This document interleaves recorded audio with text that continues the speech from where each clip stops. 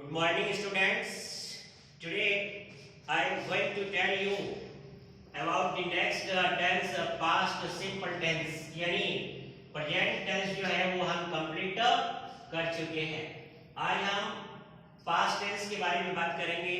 Past tense का मतलब होता है भूतकाल, यानी कि जो समय बीत गया है उसके बारे में बात कर रहे हैं. जो समय ऑलरेडी वैनिश्ड, समाप्त हो गया है, उसके बारे में बात कर रहे हैं. तो पहला टेंस है पास्ट सिंपल टेंस. अब पास्ट सिंपल टेंस में सबसे पहले हम इसकी पहचान जो है उसके बारे में बात करेंगे. सबसे पहले पास्ट सिंपल की पहचान लिख रहे हैं.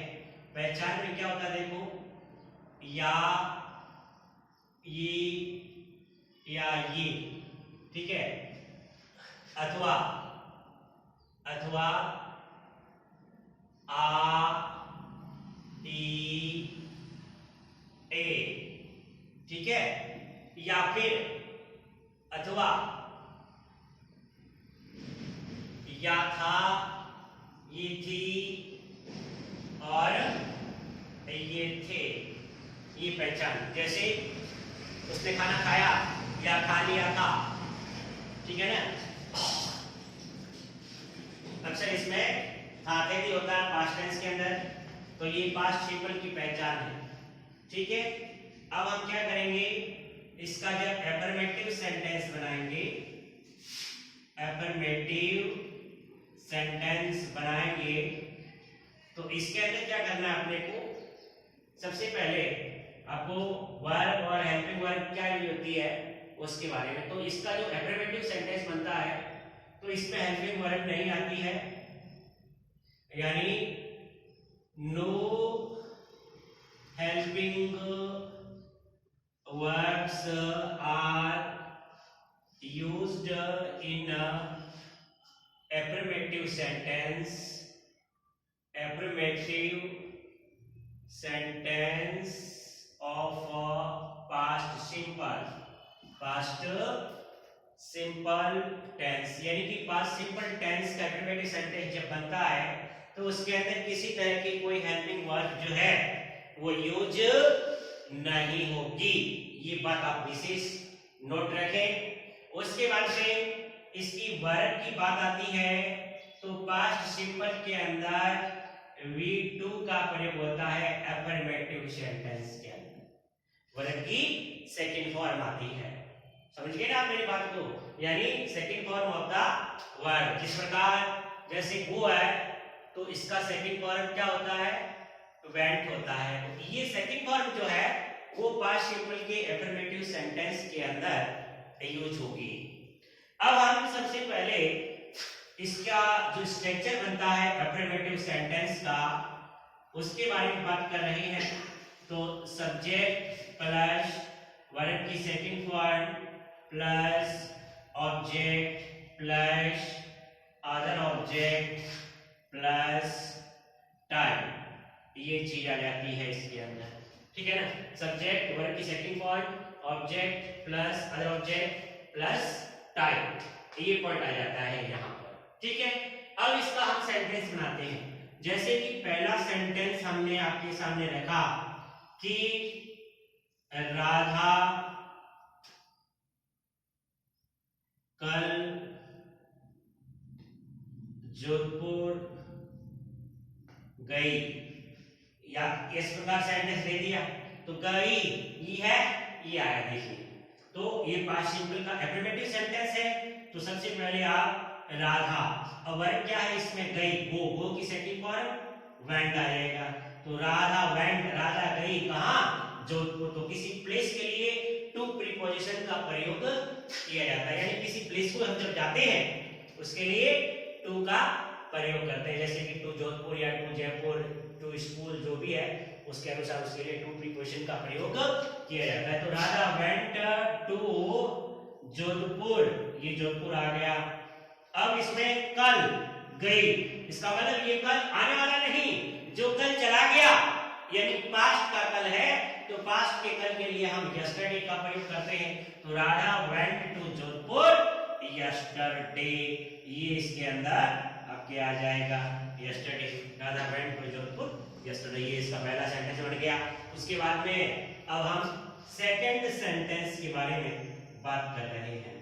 जैसे कि हम पिछले सप्ताह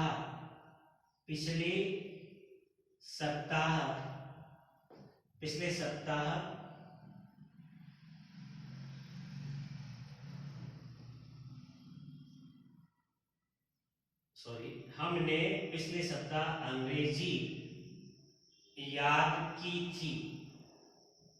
ये पास्ट सिंपल। हमने वी वर्ब क्या है याद करना, लर्न की थर्ड फॉर्म क्या होता है, सेकंड फॉर्म। देखिए फर्स्ट फॉर्म लर्न है, सेकंड फॉर्म होता है इसका लर्न, और थर्ड फॉर्म में इसका क्या होगा, लर्न होगा। ये फर्स्ट, ये सेकंड, और ये इसका कौन सा फॉर्म हो जाता है, थर्ड फॉर्म हो जाता है। तो क्या होगा, वी लर्नड इंग्लिश, हमने अंग्रेजी याद की थी कब, पिछले सप्ताह, यानी लास्ट वीक। ये इसका सेंटेंस बन गया सेकंड। तो ये इस तरीके से इसका एफर्मेटिव सेंटेंस जो है वो बनता है।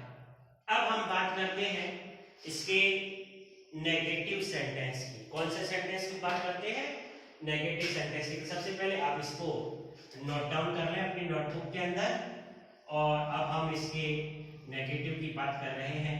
नेगेटिव में पहचान तो यही है, बात केवल इतनी है कि इसके अंदर नहीं लिखा हुआ आएगा।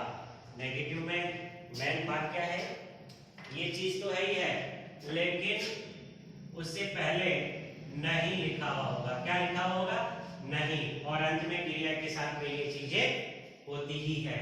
तो सबसे पहले अपन इसका नेगेटिव हेडिंग डालते हैं, कराते हैं नेगेटिव सेंटेंस लिख करके आप ये पहचान यहाँ नोट कर ले, इसको यहाँ नोट करना है। उसके बाद में अब इसमें हेल्पिंग वर्ब और वर्ब क्या होगी, तो सबसे पहले देखिए इसके अंदर हेल्पिंग वर्ब जो है, हेल्पिंग वर्ब वो आ जाती है डिड। कौन सी आ जाती है, डिड। तो डिड आते ही वर्ब की फर्स्ट फॉर्म हो जाती है, डिड आते ही वर्ब की कौन सी फॉर्म हो जाती है, फर्स्ट फॉर्म। अब जैसे मान लो आपने डिड हेल्पिंग वर्ब भी लगाया और वर्ब की सेकंड फॉर्म लगाई तो गलत हो जाएगा। जब वर्ब की सेकंड फॉर्म लगती है तो हेल्पिंग वर्ब कुछ भी यूज नहीं होता है, और जब डिड हेल्पिंग वर्ब लग जाता है तो वर्ब की फर्स्ट फॉर्म का प्रयोग होता है। अब हम इसके स्ट्रक्चर के बारे में बात कर रहे हैं। तो सबसे पहले देखिए subject plus did plus not plus verb की first form plus object plus other object plus time, ये हो जाएगा। ठीक है ना। अब देखिए पहला सेंटेंस, जैसे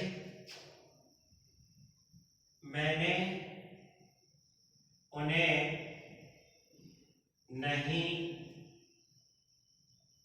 डांटा था, नहीं डांटा था, मैंने यानी आई। अब नहीं तो डिड आ जाएगा, आई डिड नॉट, वर्ब क्या है, डांटना, scold, I did not scold, first form आएगी उन्हें यानी देम, और उसके बाद में अपन फुल स्टॉप लगा देंगे। समझ गए आप मेरी बात को। उसके बाद में इसका सेकंड क्वेश्चन है, जैसे कि हम कल दिल्ली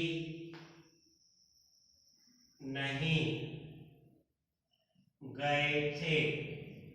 हम वी हेल्पिंग वर्ब इसके अंदर डिड आएगा, वी डिड नॉट, उसके बाद वर्ब की first form go to Delhi, कल बीता हुआ कल है, इसके लिए यस्टरडे का प्रयोग होगा, और इसके बाद में फुल स्टॉप लगा देंगे। ये इसका नेगेटिव सेंटेंस है पास्ट सिंपल टेंस का। कौन सा सेंटेंस है, नेगेटिव सेंटेंस है पास्ट सिंपल टेंस का। अब देखिए अब हम इसकी बात कर रहे हैं